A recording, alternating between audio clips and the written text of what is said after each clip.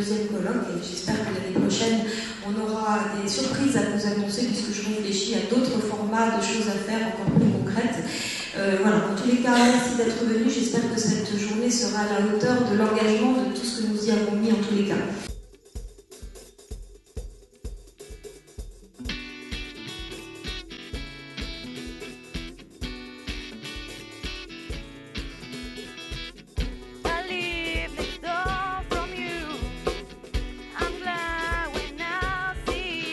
Je pense que si on veut construire un espace méditerranéen, ce n'est pas en enfonçant le clou de la différence. Les différences, elles existent, elles sont patentes, n'est-ce pas? Ce n'est pas en essayant de développer des visions différentes du monde qu'on va pouvoir développer un espace méditerranéen.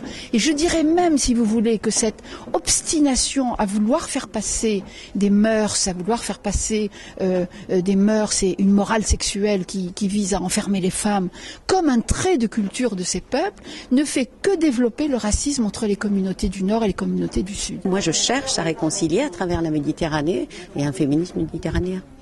Je pense que la première approche, le premier édifice pour ce féminisme méditerranéen, c'est de se connaître entre femmes de la Méditerranée. Mieux se connaître, parce que jusqu'à maintenant, c'est des préjugés.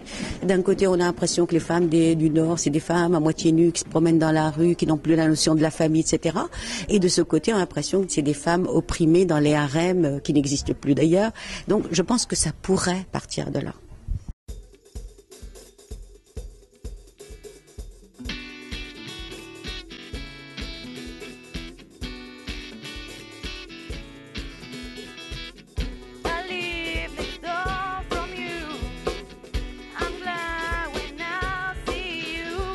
Le message, c'est l'autonomisation des femmes, donc mettre des moyens sur des politiques publiques qui sont soit sur la scolarisation, soit sur le développement d'un certain type de formation professionnelle, soit aussi sur la liaison entre la scolarisation et la vie active, enfin tous les éléments d'une politique publique qui favorise l'accès à l'autonomisation des femmes et l'accès à la vie active.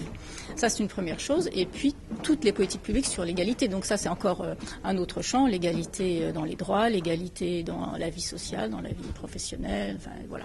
Donc ça, ce sont des politiques publiques et il faut bien se mettre dans la psychologie de ceux qui élaborent les politiques publiques.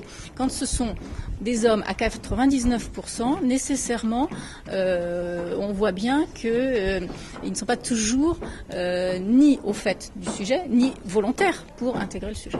Pour les convaincre, on a absolument besoin des actions de la société civile ou d'actions comme celle de Terra Femina, mais comme d'autres. Mais Terra Femina est très emblématique et ça nous aide beaucoup d'une part pour savoir déjà ce qu'on souhaite, mais surtout parce qu'il y a un message qui est porté donc à ces personnes qui sont en situation de pouvoir. J'ai été absolument fascinée par les messages forts qui ont été donnés, d'abord par ces trois femmes, qui sont trois femmes exemplaires, qui montrent ce que l'éducation peut donner lorsqu'on l'a reçue.